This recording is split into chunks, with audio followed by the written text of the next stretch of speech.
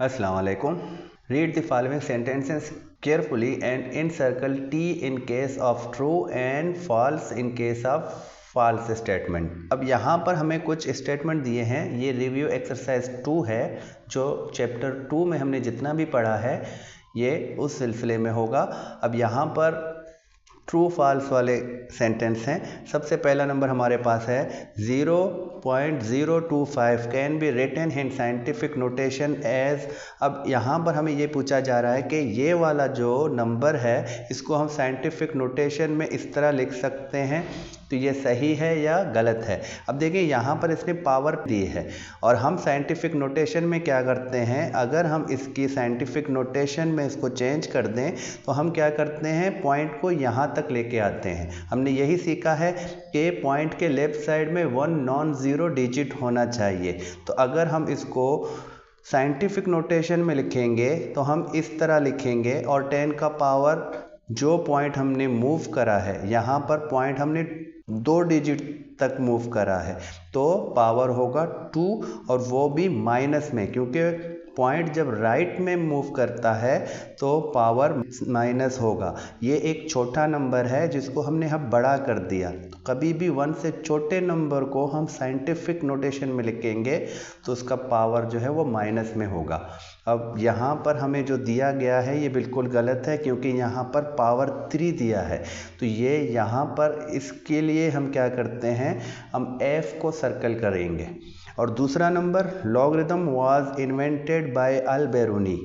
आपके बुक में chapter number 2 के पहले ही पेज में दिया गया है कि मूसा अल-ख्वारिज़मी हैं, तो यहाँ पर जो बेरूनी लिखे हैं ये बिल्कुल गलत है, तो इसको भी हम फॉल्स करते हैं। अब नंबर 3 है, integral part in the logarithm of a number is called its characteristic. देखिए हमारे पास कभी भी एक, जिस तरह मैं यहाँ लिखूँ ये वाला लॉगरिथम है, तो हमने भी पिछले एक्सरसाइजों में यही सीखा है कि जो लॉगरिथम होता है वो 2 पार्ट्स में होगा और जो वोल पार्ट होता है जो पॉइंट के लेफ्ट में लिखा होगा वो होगा कैरेक्टरिस्टिक, और डेसिमल पॉइंट जो होगा ये डेसिमल वाला होगा, ये होगा मैंटिसा। तो यहाँ लिखा है इंटीग्रल पार्ट, तो इंटीग्रल पार्ट याद रखें इंटीजर्स नंबर से आया है, तो इंटीजर्स नंबर वोल नंबर होते हैं। तो यहाँ पर वोल पार्ट जो है तो ये कैरेक्टरिस्टिक है। Integral part in the logarithm of a number is called its characteristic. तो जो वोल पार्ट है वो इंटीग्रल पार्ट होता है, तो ये वाला बिल्कुल सही है। तो हम यहाँ पर ट्रू को सर्कल करते हैं। Mantissa in the logarithm of a number is always negative. तो हमने पढ़ा है कि लॉग में मैंटिसा हमेशा पॉजिटिव होता है, कभी भी नेगेटिव नहीं होता। तो ये सेंटेंस भी बिल्कुल गलत है, तो हम फॉल्स में लगाएंगे।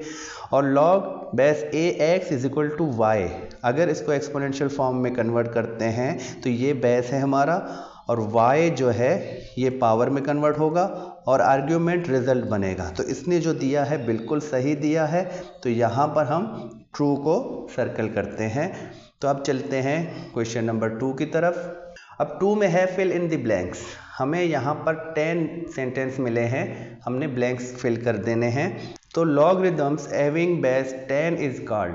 देखिए हमने यहाँ पर इस चैप्टर में ये पढ़ा है कि 2 किस्म के लॉगरिथम हैं। तो जिस लॉगरिथम की बेस 10 होती है वो हमेशा कॉमन लॉगरिथम होता है, और जो ई बेस में होगा तो वो नेचुरल लॉगरिथम कहलाएगा। तो यहाँ पर हमें यही पूछा जा रहा है कि जिसकी बेस 10 होगी वो लॉगरिथम कौन सा है, तो वो लॉगरिथम कॉमन लॉगरिथम है। तो हम लिखेंगे कॉमन लॉगरिथम। अब यहाँ पर नंबर 2 log 1 लिखा है, तो log 1 is equal to dash. अगर हम इसके बेस को 10 कर देंगे तो ये इस तरह इक्वेशन बनेगा और बेस 10 के x पावर से हमें 1 मिलता है। तो अब यहाँ पर हम देखें कि बेस 10 के अगर 1 भी पावर हो तो वो 10 होगा। तो बेस के 0 पावर से हमें 1 मिलता है, क्योंकि हमने एक्सपोनेंट में यही सीखा है कि 0 पावर जिस पर भी होगा वो हमेशा इक्वल होगा 1 के। तो यहाँ पर जो यहाँ हमारा रिजल्ट बनेगा वो 0 होगा। Number 3, fractional part of logarithm is called. तो ट्रू फॉल्स में कौन सा सेंटेंस था कि इंटीग्रल पार्ट को हम कैरेक्टरिस्टिक कहते हैं, और यहाँ पर ये फ्रैक्शनल पार्ट का पूछ रहा है, तो फ्रैक्शनल पार्ट मतलब डेसिमल के बाद वाला, तो वो हमेशा मेंटिसा होगा, तो इसमें हम मेंटिसा लिखेंगे।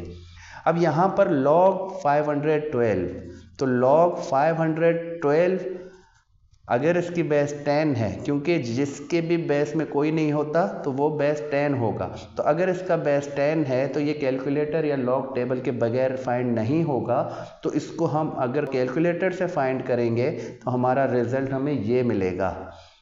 लेकिन यहाँ पर थोड़ा सा ये मसला है कि मैं समझता हूँ कि यहाँ पर 2 होगा इसकी बेस, और ये टाइपिंग में गलती है, क्योंकि हमारे जो बुक में जो आंसर में आप अगर पीछे चेक करें तो वहाँ पर 9 दिया हुआ है, तो अगर यहाँ पर बेस 2 होगा तो इसके आंसर वाकई में 9 बनेगा, जो कि बगैर टेबल के या बगैर कैलकुलेटर से भी हम फाइंड कर सकते हैं। हम 512 के अगर इस तरह फैक्टर्स निकालें तो हमें 9 टाइम्स 2 मिलेगा, तो मतलब कि 2 पर अगर 9 का पावर होगा तो ये 512 के इक्वल होगा।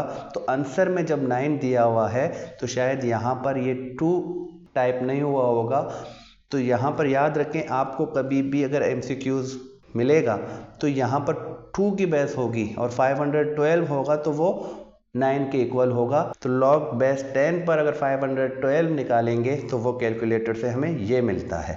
Number 5, log base am multiply log base mn is equal to dash. देखिए ये हमने पिछले ही एक्सरसाइज में वेरीफाई करा था। अब यहाँ पर हमने इसको कैसे पहचानना है और इक्वल के इस तरफ क्या लिखना है, तो देखिए मल्टीप्लिकेशन की निशानी है, एक log बेस a में है, दूसरा log बेस m में है, लेकिन यहाँ पर आप देखें तो यहाँ भी m है और यहाँ भी m है, तो एक log की बेस दूसरे log की जो है आर्ग्यूमेंट m है। तो हम यहाँ पर इस किस्म के कभी भी होंगे तो समझो कि ये m हमने काटना है, यहाँ पर log a लेना है और यहाँ से आर्ग्यूमेंट लेना है। तो m जो दोनों में मौजूद था वो m को हमने काटा। जब भी आपको इस तरह मिलेगा मल्टीप्लिकेशन की निशानी में, तो आप देखें एक के आर्ग्यूमेंट में और एक के बेस में सेम नंबर होगा, तो वो दोनों आप काट के बाकी आर्ग्यूमेंट और दूसरे की बेस लेकर उसको आप बना सकते हैं इस तरह। अब नंबर 6 है the exponential form of x is equal to log a y। अब इसको अगर एक्सपोनेंशियल फॉर्म में हम कन्वर्ट करें तो ये हमारा a बेस में आएगा और x जो है पावर में जाएगा, और जो आर्ग्यूमेंट यहाँ पर है ये यहाँ पर रिजल्ट में आएगा, तो ये इसका एक्सपोनेंशियल फॉर्म है। इसी तरह अब नंबर 7 में द लॉगरिदमिक फॉर्म ऑफ, अब यहाँ पर एक्सपोनेंशियल फॉर्म में मिला है और इसको अगर लॉगरिदम फॉर्म में हम कन्वर्ट कर दें तो हम लॉग लिखेंगे, ये बेस यहाँ आएगा और जो हमारा रिजल्ट होगा वो लॉग के साथ आएगा।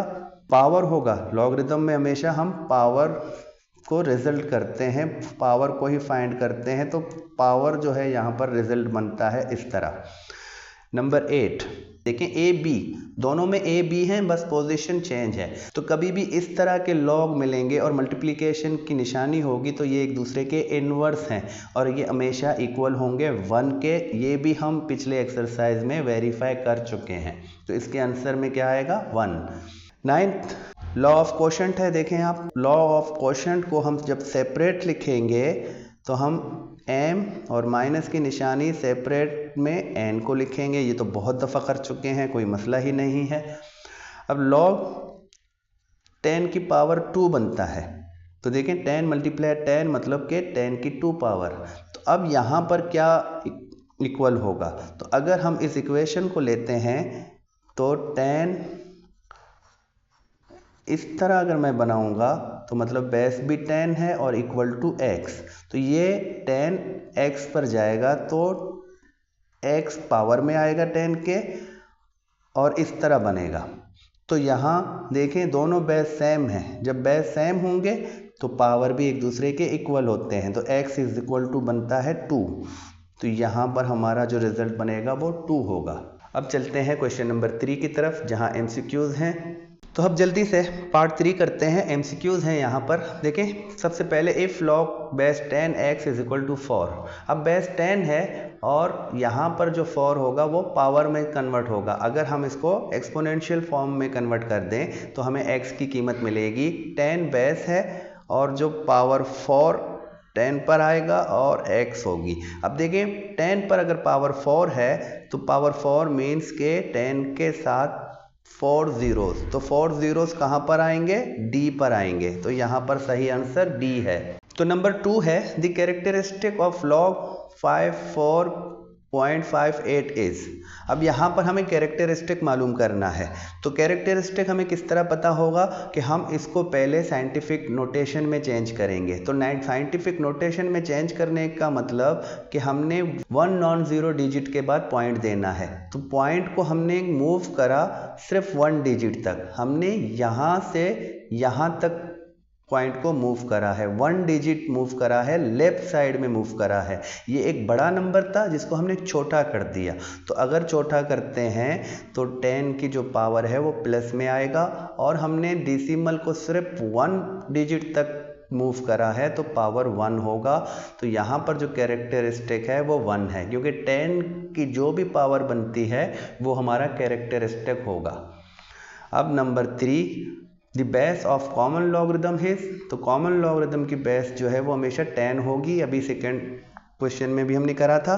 तो यहाँ 4th नंबर में देखें, लॉग के साथ 3 टर्म्स हैं जो कि मल्टीप्लिकेशन में है। तो ये सिंगल लॉग है और 3 टर्म्स आपस में मल्टीप्लाई हैं। तो ये किसके इक्वल है? तो यहाँ पर लॉ ऑफ प्रोडक्ट, तो जिसमें क्या होता है कि अगर मल्टीप्लिकेशन में है तो हम उनको एडिशन में कन्वर्ट करके सेपरेट में लिख सकते हैं। तो यहाँ ये वाला ऑप्शन बिल्कुल सही है। 5 नंबर, साइंटिफिक नोटेशन ऑफ। अब ये एक नंबर है जो कि 1 से छोटा है, तो इसके जो पॉइंट को हम मूव करेंगे तो पॉइंट यहाँ पर आएगा, 3 डिजिट मूव होगा। तो 3 डिजिट मूव होने के बाद ये 7.89 बनेगा जो कि बड़ा हो जाएगा। तो जब भी 1 से छोटा नंबर होगा उसको साइंटिफिक नोटेशन में कन्वर्ट करेंगे तो 10 की जो पावर होगी वो हमेशा माइनस में होगी। और यहाँ पर 3 डिजिट मतलब कि 10 की पावर 3 होनी चाहिए और वो माइनस में होनी चाहिए। तो यहाँ पर ये वाला बिल्कुल सही है। अब नंबर 6 है। तो नंबर 6 में if log x is equal to 2 then x is equal. अब वही जो फर्स्ट में है, फर्स्ट में बेस 10 दिया हुआ है, देखें फर्स्ट में बेस 10 दिया है और यहाँ पर जो है log की कोई बेस नहीं है। तो जब भी log की कोई बेस नहीं होती तो वो कॉमन लॉगरिदम होता है और उसकी बेस क्या होगी? 10 होगी। तो अगर log 10 बेस में है, आर्ग्यूमेंट x है और इक्वल है 2 के, तो इसको अगर मैं एक्सपोनेंशियल फॉर्म में कन्वर्ट कर दूं तो 10 पर 2 का power is equal to x। तो 10 पर 2 का पावर मीन्स 100। तो यहाँ जो सही वाला आंसर है वो C है। अब यहाँ देखें 7th नंबर में, तो 7th में भी हमें x फाइंड करना है। अगर मैं इसको एक्सपोनेंशियल फॉर्म में करूँ तो ये जो बेस 2 है, 2 के x पावर से हमें 8 मिलेगा। तो x पावर मतलब कि अब इसको अगर हम 2 के पावर में कन्वर्ट कर सकते हैं तो हम इसको 2 के पावर में करेंगे। तो देखें 2 के 3 पावर से हमें 8 बनेगा। तो 2x इक्वल टू, इसी तरह 2 पर हम पावर 3 रख सकते हैं। तो जब दोनों बेस सेम होंगे तो पावर भी एक दूसरे के इक्वल होंगे। तो x इज इक्वल टू 3 बनता है। तो C बिल्कुल सही होगा। Base in the natural logarithm, तो नेचुरल लॉगरिदम की जो बेस है वो e होता है। और यहाँ पर ये वाला जो हमें इक्वेशन मिला है इसको लॉगरिदमिक फॉर्म में कन्वर्ट करना है। तो देखिए ये बेस है, तो जब भी इसको अगर हम लॉगरिदमिक फॉर्म में कन्वर्ट करेंगे तो हम 3 जो है उसको बेस में रखेंगे और जो रिज़ल्ट होगा वो आर्ग्यूमेंट में यहाँ पर आएगा और जो पावर होगा वो इक्वेशन के दूसरी साइड में जाएगा। तो ये वाला बिल्कुल सही होगा जो कि यहाँ पर ये है B। तो B टिक कर देंगे हम। तो यहाँ पर रिव्यू एक्सरसाइज भी हो गया है, MCQs, ट्रू फॉल्स या फिल इन द ब्लैंक्स हो गए। तो ये चैप्टर हमारा कंप्लीट हो गया है। तो इंशाल्लाह मिलते हैं नेक्स्ट चैप्टर के साथ अगले वीडियो में। तब तक के लिए खुदा हाफिज़।